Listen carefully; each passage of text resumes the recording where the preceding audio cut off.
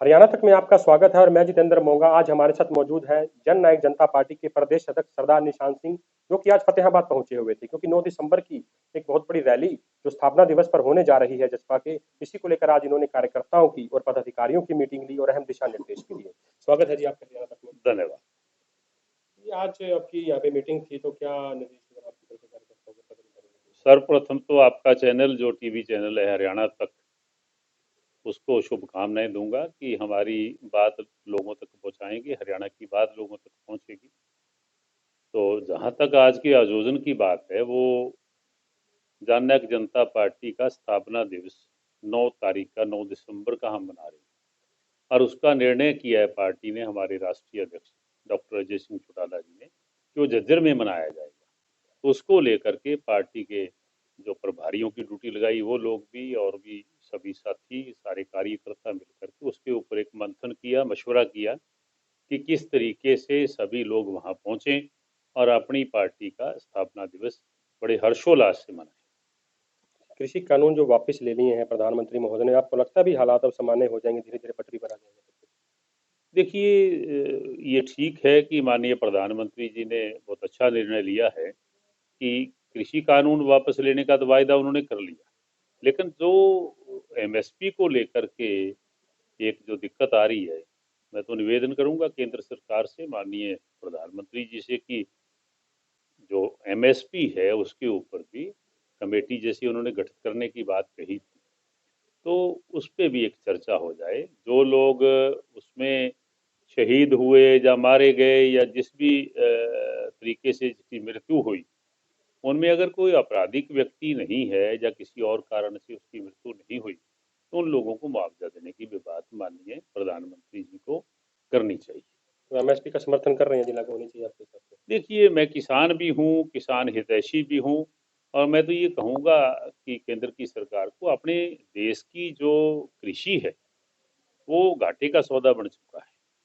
तो ऐसे हालात में अपने किसान को कैसे उठाया जाए, कैसे उसकी माली हालत ठीक की जाए, तो उसके लिए ये चीज़ें बहुत ज़रूरी हैं कि उसको एमएसपी पे उसकी फसल बिके, उससे कम फसल बिके ना, या उसका लूट ना हो किसान की, तो ये अति ज़रूरी है। आप एमएसपी का भी समर्थन कर रहे हैं और कृषि कानून भी जैसे वापस ले लिए गए, तो विरोध जो है वो थमता नजर नहीं आ रहा। हालांकि विरोध अभी भी जैसे कई जगह खबरें आ रही हैं, बीजेपी का विरोध कर रहा है, तो वो अपील करना चाहेंगे किसानों को? कि किसानों से तो यही अपील करूंगा, हमेशा हम करते भी रहे हैं, कि किसान मिल बैठ करके, जहाँ तीनों कृषि कानून वापस लेने का माननीय प्रधानमंत्री जी ने ऐलान किया है, उन्होंने ये भी कहा कि मिल बैठ के कमेटी बना के हम एमएसपी के ऊपर भी चर्चा करेंगे। तो मिल बैठ के बात करें बजाय किसी विरोध के। जब मिल बैठ के बात करें, इसमें कोई दो राय नहीं कि किसान पिछले पूरा 1 वर्ष से लगातार एजिटेटेड रहा है, किसान की मांग को उठाता रहा है, और ये आंदोलन शायद देश का पहला ऐसा आंदोलन है जो इतना लंबा चला।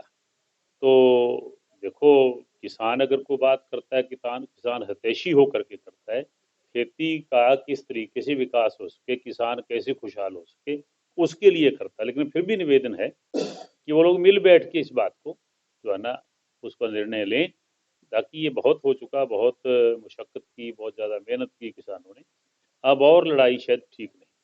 इसकी पारदर्शिता की बात हमेशा ही करते रहे हैं मुख्यमंत्री महोदय भी पर्ची खर्ची नहीं चलती, लेकिन अभी एक मामला आया है एचपीएससी का, उसमें नौकरियों के धांधली का, तो उसमें क्या रहेगा जी आपका? कि वो ठीक है, ऐसी चीज़ें जहाँ को अच्छा काम सरकारें करती हैं, तो वहीं बीच में ऐसे लोग भी पनपते हैं, तो उनके खिलाफ गवर्नमेंट ने जो है ना संज्ञान लिया है, उनके खिलाफ पर्चा दर्ज किया है, उनको पकड़ा है, और उनके खिलाफ कार्रवाई भी होगी। तो ऐसी चीज़ें तो हमारे घरों में, गाँव में, शहर में हो जाती हैं, लेकिन सरकार का काम है कि उनको पकड़ करके उनको सजा देना। ओपी चौटाला जैसे यात्रा निकाल रहे हैं, तो क्या लगता है जी आपको, क्या कोई असर पड़ेगा उससे या कोई क्या दिक्कत है आपके हिसाब से, क्या रह सकता है? चौटाला साहब हमारे तो नेता रहे हैं, बुजुर्गवार हैं, उनका आदर करते हैं, लेकिन फर्क अब क्या पड़ेगा वो तो देखो समय बताएगा। मुझे ऐसी बात नहीं लगती कि कोई सर्वाइवल की बात अगर हम करें, तो शायद वो समय निकल चुका है। मुख्यमंत्री के द्वारा प्रधानमंत्री महोदय से कल ही मुलाकात की गई और चर्चाएं भी जो तेज हो गई हैं कि मंत्रिमंडल का विस्तार हो रहा है, तो लग रहा है अभी जेजेपी के खाते में कुछ आ रहा है? देखिए, मुख्यमंत्री जी के अधिकार क्षेत्र की बात है, उन्होंने करना है, उसके बारे में तो नहीं कह सकता।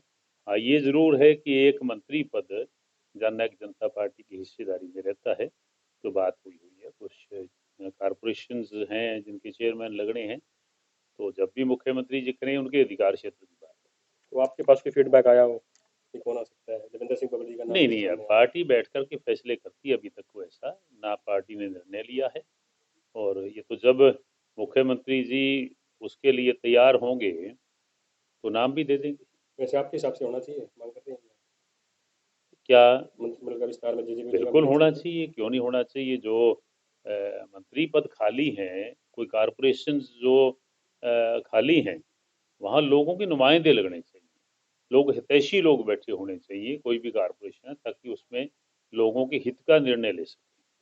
प्राइवेट नौकरियों में आरक्षण मिला और जेजेपी ने खूब क्रेडिट भी लिया उस चीज को लेकर। अब एक रिट लगी है उसको लेकर, प्राइवेट कंपनी ने डाली है, तो किस तरह देखते हैं इसमें? जेजेपी ने क्रेडिट नहीं लिया, जेजेपी ने जो कहा था, आदरणीय डॉक्टर अजय सिंह चौटाला जी ने, उनके सुपुत्र ने दुष्यंत चौटाला जी ने वो करके दिखाया है, माननीय मुख्यमंत्री के साथ मिल करके।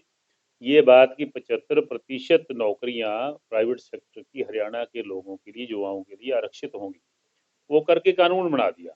और ये ठीक है, रिट लगी जाओ और हो गया, लोग कोई जिसके विचार नहीं मिलते उस पर जो जा सकता है कोर्ट में, लेकिन कानून बन चुका। तो मैं मानता हूँ उसका जो कानून बना है उसका युवाओं को, हरियाणा के युवाओं को लाभ मिलेगा।